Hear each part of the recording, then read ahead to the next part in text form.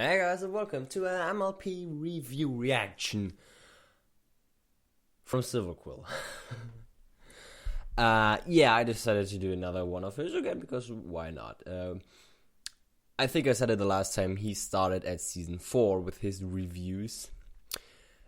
Sorta, I mean, the last one was just talking about the fact that Twilight was turned into a princess at the end of season 3. And now I almost said she can talk. And now he's fine. He is, not finally. Why finally? He is, talking about the Princess Twilight Sparkle. Yeah, I was away for quite a while. Yeah, I was sick for like 4 days. From Tuesday I got sick, and Friday I was feeling somewhat better, finally. So I basically didn't go to school at all last week except for Monday. Saturday I was feeling better already, but for some reason I didn't want to record. And Sunday I was away for a couple of hours, but I could have recorded. I don't know why I didn't. So now it's Monday and I'm recording again, and I'm really hungry for some reason. Yeah. But I mean, I've uploaded the video that you all have probably watched, except you are watching this like way in the future, and then this is pretty not important information. Yeah. So whatever. Yeah. Princess Twilight Sparkle. Oh, I like that episode. I'm not a reviewer at all. I think I've showed that already. It's not that I'm not critical or anything. I'm not very critical, but I mean, it's somewhat. If I don't like a movie, I don't like a movie. But it's sometimes hard for me to say what exactly I like about a movie or an episode of a show, as in this case, and sometimes what I dislike. Except when I really hate the episode or movie, then I most of the time know why I hate it.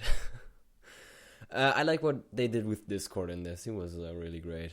Like, he was reformed, so he was good, but he was still an asshole. It was really great. So, yeah. Overall, I don't know. I like it. So, I think he will like it too. I think he's a pretty positive kind of guy. Pretty optimistic, and I guess. I don't know. Let's find out, I guess. And start the video in 3, 2, 1, click. Okay, Season 4 is off and running. Let's see if they managed to address some of the points I brought up in my princess debate video, starting with Twilight being a princess. And I already feel like I'm missing something. Oh, well, there's still the stereotype that every little girl wants to be a princess. I don't know if it's every pony's dream. Huh, how about Twilight the Alicorn? Elder Princess But I hope you know that I will always be here if you need me.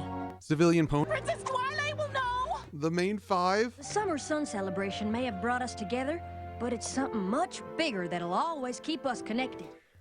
How far into the episode did I get? For real? I worked so hard on that video, and they have to go and address all the issues with one act? Well, you know what? Forget this. I was all set to go on a rant, and they had to spoil it by hitting every point in the first act. How about that? My producer has locked the door. She don't want pretty dresses, makeup, That pain. That's great. Actually, the points I brought up aren't like one of Twilight's checklists. It isn't a case of doing it once and that's that. These points will hopefully be recurring themes throughout the season, and in some episodes they won't be a factor at all. Yet for this episode, I can honestly say they tackled fan concerns and questions beautifully, addressing almost every issue in the first act.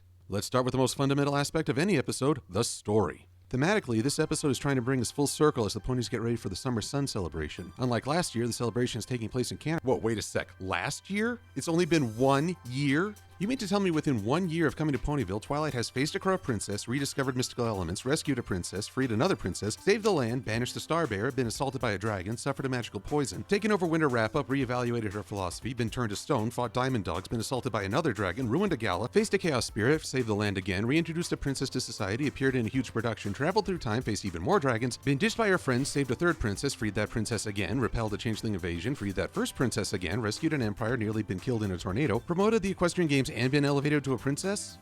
You know, suddenly her mental breakdowns seem very conservative. And Twilight seems to be headed for another breakdown as she has to participate in this year's celebration when she can barely control her wings. One might think that I'd criticize this role since it's another appearance for the public's sake, yet I don't because it makes sense. Help Twilight and society get adjusted to the new situation with a few public appearances before tackling the leadership role. A good plan.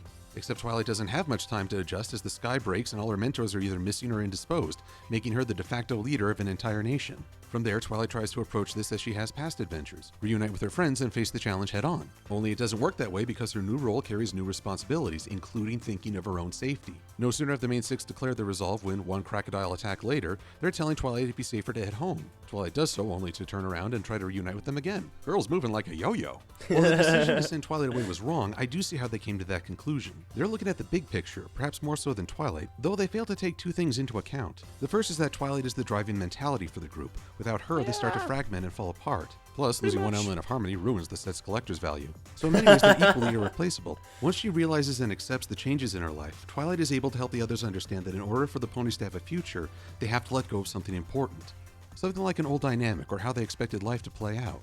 This is an important message for growing up. While it might be painful to let go of something which we've grown accustomed, something new and wonderful might come forth in its place. The scene where they relinquish the elements of harmony drives this fact home perfectly. We get the feeling that a staple of the show is leaving, yet we're promised something new in exchange. Besides a great story, this episode offered us a rare treat, continuity that enhances character development.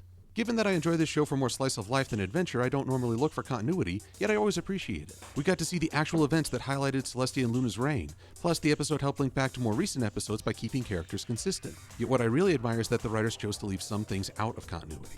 In particular, Twilight's perfect flight at the end of Magical Mystery Cure and Cadence's breathing exercises from games ponies play. Twilight's greatest strength, her mental prowess, is also her greatest weakness. If allowed to sit and stew, she will think and think about a problem until she loses all sense of perspective and the problem overwhelms her common sense. Yet when other ponies turn to her for guidance, as the guards did, Twilight's doubts and worries vanish and she is able to evaluate the situation quickly and decisively. She's at her best when she lives in the moment. This is why I don't like the idea of Cadence's breathing exercise eliminating Twilight's stress. It's a critical part of her character and shouldn't be dismissed with one quick breath. I'd like to think this mental anxiety is part of the reason why she's having trouble flying and why she fails to use magic at critical points. However, this could easily be explained as a shortcoming of the script, as the writers wanted to place Twilight in situations where she would need rescue. While I appreciate that Twilight is not the all-powerful demigod some thought she might become, I'm afraid this has been a repeating issue throughout the series. There have been multiple times where Twilight could have used an already established spell to resolve a situation, yet she never uses that arsenal. This is an unfortunate side effect of creating a world full of magic without laying out the governing rules. There may be a limitation in place, but the audience doesn't understand, so it's just confusing. Also, Sakura's alicorn-only potion stinks of plot convenience. Other than giving our favorite zebra some screen time, I can't see why they couldn't use Discord to handle the exposition. He's taken Twilight back in time as an observer before. He could easily show all three of those flashbacks without the potion or the Rule 34 jokes that come with it. Why would he show all three, you ask? Well, he could either help Twilight understand or give a reason like, sorry, princess, traveling backwards in time isn't like window shopping.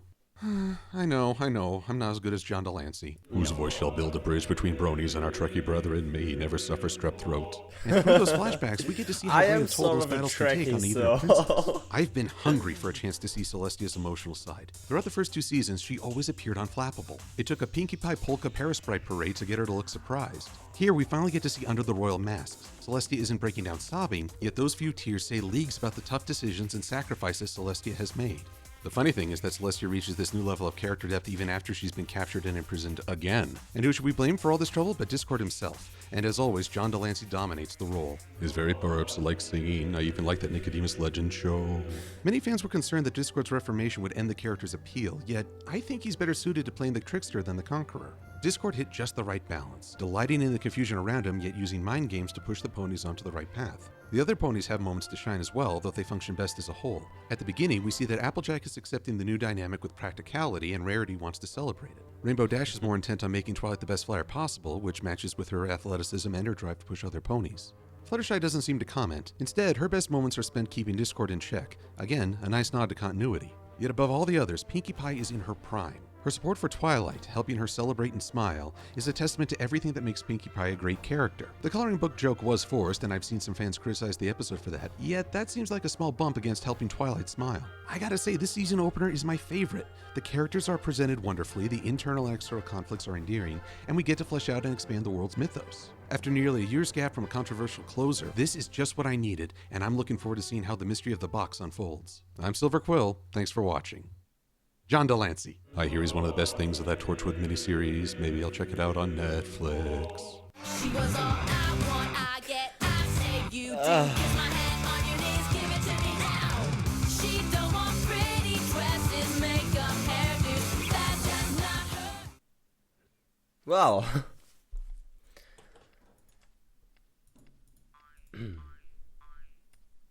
Man, I like that guy. I really like him. Messing with my voice. Yeah. I really like this video. I knew that I kind of had a feeling that he would like that episode. I mean, it's just a good episode. He saw things, like I said before, I'm not really good at reviewing things that I like. For some reason, I can't point out all the things that I like about them. It's just I like him, and he is pretty good at pointing out the things that are good about this. I have to agree every time. But I also have to say I've never thought about it that way. He also knows to bring comedy in it, and with some pretty great jokes about John Delancey this time. Yeah, Trekkie. I said I'm a Trekkie. I don't know. I think there were people that wouldn't call me a Trekkie. I have all seasons of The Next Generation right there. I have the first season of Star Trek Voyager and the 2 films by J.J. Abrams, and that's about it. I mean, I have seen pretty much all the Voyager episodes and a couple of Deep Space Nine. I don't like the Deep Space Nine that much, but I have seen pretty much nothing of the original series. Because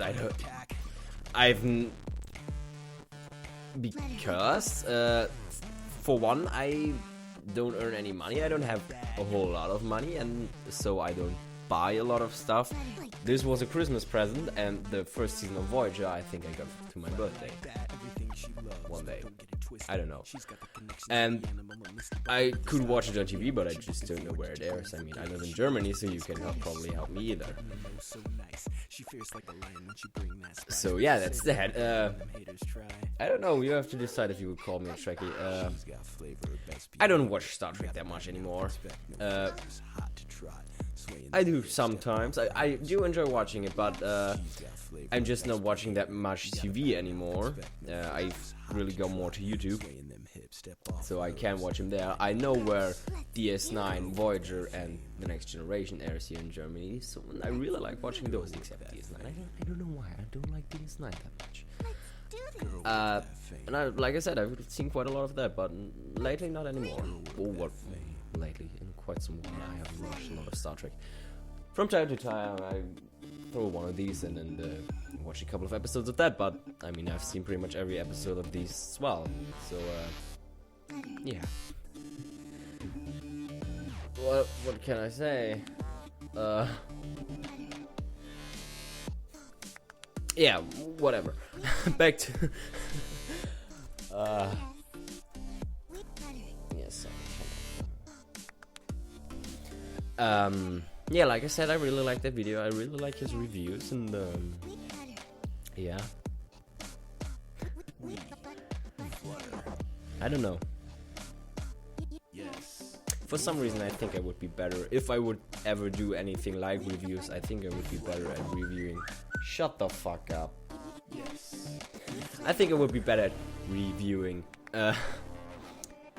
stories, like fan fictions or something that is written down. I don't know why, but I kind of think that I can like analyze these better than episodes. I guess because they're not made by professionals, but by fans. I don't know why, but I think I can criticize that a little bit more. At least I've read a fanfic recently that I really liked, and I think I can point out pretty well what I like about that fanfic. It's pretty short, so whatever. But yeah. Yeah, that's pretty much everything. I like his style, I like his videos, and I'm definitely looking forward to do more of them. I think he's so far my favorite of all the reviews that I've reacted to thus far. The other two are great as well, and I've got some requests for at least one other one that I'm definitely gonna react to as well. But so far I like him the best, honestly. So yeah. I think I'll end this video here. I hope you liked this little commentary, and I will see you next time. Bye.